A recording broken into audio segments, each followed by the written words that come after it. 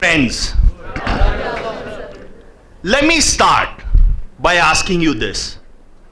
If you were a company, what would your mission statement be? Think about it. Because honestly, the answer to this very question has given me the purpose of my life. And we heard two amazing speakers. I think they got the answer to a question very similar to this to find the purpose in their life. Let me also give you a word of caution here.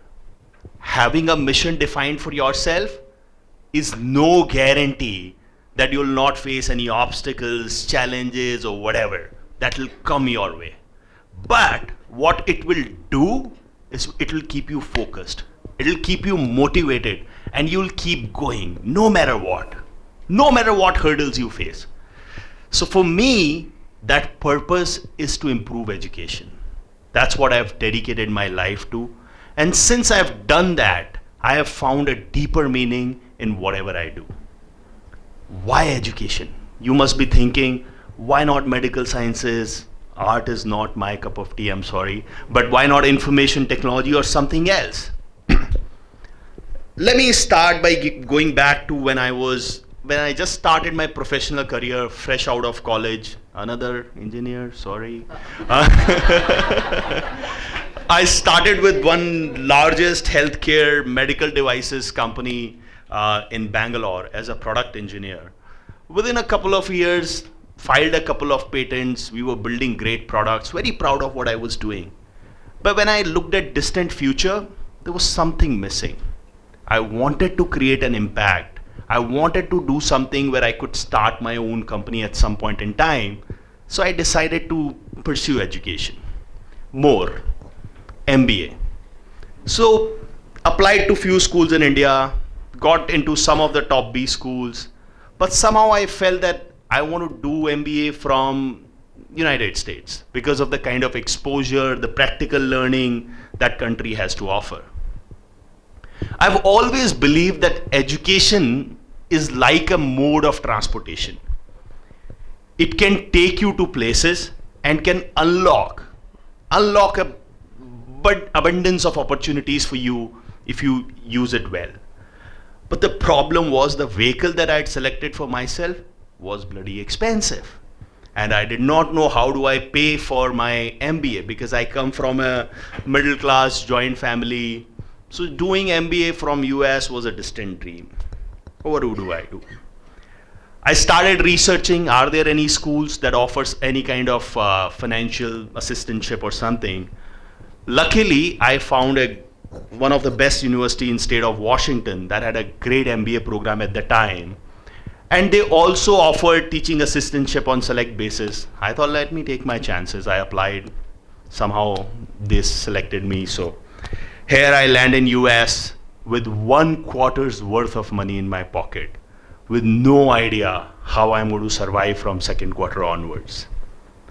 But that motivation to succeed, that hardship that came along the way, forced me to do well in my first quarter, got very good grades in accounting, result of which from second quarter onwards, I got my teaching assistantship.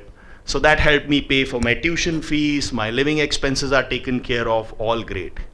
So this is settled. But still, there was a second huge challenge of communication skills. I didn't use the word. I was bad at English. So I started to continue to invest learning in English, and I signed up for a study tour program to Europe.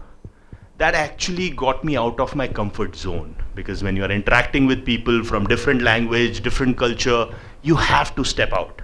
Once I stepped out of the comfort zone, I realized how similar people are across the world. And that made my life a hell lot easier. Why am I telling you all this? Because with this came the biggest learning of my life, which is aim as high as possible. I tell people, go limitless. Because unless you do that, you do not know your true potential and it doesn't come out. So go limitless. And I did that. Luckily, it stuck for me. And this reminds me of a line, and it goes, "तू भी राणा का वंशज है, फेंक जहां तक भाला जाए," which basically means, and we saw from the previous two speakers, there is a humongous amount of potential in you. So just aim high and give your best shot, and the success is yours. So MBA done, I got into a corporate job, well-paying, big tech giant in Redmond, Washington. I won't tell you the name. So started the career there, but still there was something missing. Still that eagerness, those entrepreneurial dreams were there. And I realized, I used to think, what can I do in the field of education? A field that has given me so much, has got me this far, and has established me in my life. Luckily, the answers came very, very quickly to me. On a visit to India during Diwali, I realized a few gaps in the Indian education system. And I thought that from my own experience of schooling and as working as an international student, I can do something here. So I left my well-paying job. It was a huge risk. And I started an education technology company from Jaipur. We primarily focused on two products. First was about, and then from my own experience, we launched another product around improving communication skills. I believe the youth in India has a lot of potential. They have the technical skill sets, but they don't end up getting their best jobs is primarily because of their communication skills. The result of which, within a couple of years, we were training more than 200,000 students across the length and breadth of the country, and of which almost 100,000 were getting placed every year. This was the kind of impact, this was the kind of thing that I wanted to create and I was hungry for. So when I look back, it was one of the riskiest decisions that I took, like a well-paying job, well settled, to come back. But then I believe in this saying by the great scientist Albert Einstein. He goes, insanity is doing the same thing over and over and expecting different results. Let me repeat. Had I been doing the same thing, I don't think I would have created the company that I wanted. I did the impact. In some ways, I had my ups and downs as any other startup, but I was living my dream. I reached a stage where I don't think, no idea what's on the horizon.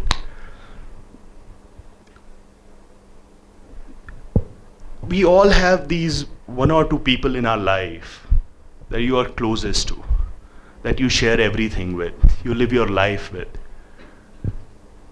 For me, those two people were my immediate elder sister Saroj and my younger brother Kamal. Within a short span of time, I ended up losing both of them. I was basically devastated. I had no idea what was happening. I was in a totally different headspace. And at a point I felt that this is it. This tragedy is going to take me in. Like in months I started to realize no matter what, you have to remain sane. And when something like this happens, you really have two choices. Either give in to your emotions, your own personal struggles, and I did not want my life to be defined by that. Or second is to go back to what you have decided as yourself, as your mission, what you want to do, and take inspiration from it, take motivation from it, and rebuild. Luckily, and also because of the compulsions of family responsibilities, this, that, or whatever, I had defined that mission of working in education. So went back to it, found solace there, rebuilt my whole sort of career again, and found the meaning again, and I started to come back and work back. And in all this process, I ended up selling what I sort of had built as an education company. But what I did not sell was my mission to do good in education. And because I stuck to that mission, now I can reflect back to a long career of working in EdTech and the kind of impact that I've created.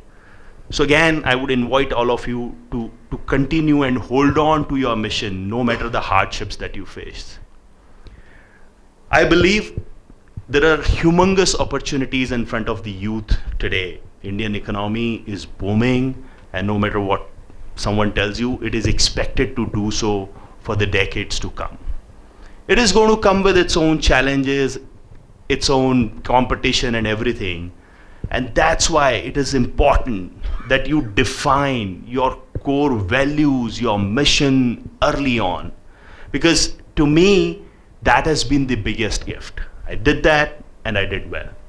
So let me go back to where I started. If you were a company, think, what would your mission statement be? Life. When I was a child, I used to play the game of snakes and ladder with my grandma. And even if I'm losing, she would say, Karunn, it does not matter even if you are losing. If you continue to play, you will reach the finish line. So unless you stop playing, you have not lost.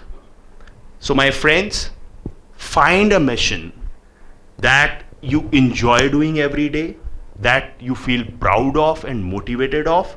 And once you find it, never give up, keep trying. If you stick to this, success is a foregone conclusion.